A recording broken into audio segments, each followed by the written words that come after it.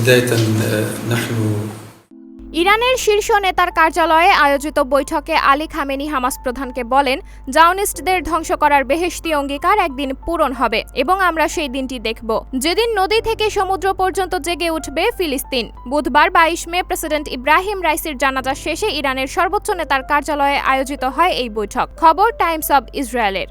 বৈঠকে উপস্থিত ছিলেন ফিলিস্তিনি স্বাধীনতাকামী সংগঠনটির অন্য নেতারাও। নিহত প্রেসিডেন্ট ইব্রাহিম রাইসির জানাজায় অংশ নিতে হামাসের প্রতিনিধি হিসেবে তেহরানে এসেছেন তারা। আলী খামেনির জবাবে হামাস প্রধান বলেন, ইনশাআল্লাহ আমরা একই সঙ্গে সেই দিনটি দেখব। হামাস প্রধান ইরানের সদ্য প্রয়াত প্রেসিডেন্টের মৃত্যুতে শোক প্রকাশ করেন। বৈঠকে তারা ফিলিস্তিনের স্বাধীনতা ও গাজায় ইসরায়েলের চলমান হামলা নিয়ে কথা বলেন। এ সময় খামেনি যুক্তরাষ্ট্রসহ বিশ্বের বিভিন্ন দেশে ও বিশ্ববিদ্যালয় ক্যাম্পাসে শিক্ষার্থীদের ইসরায়েলি আগ্রাসন বিরোধী আন্দোলন নিয়েও মন্তব্য করেন। খামেনি আরও বলেন, মার্কিন বিশ্ববিদ্যালয়গুলোতে ফিলিস্তিনের পক্ষে স্লোগান দেওয়া হবে এবং সেখানে ফিলিস্তিনি পতাকা ওড়ানো হবে।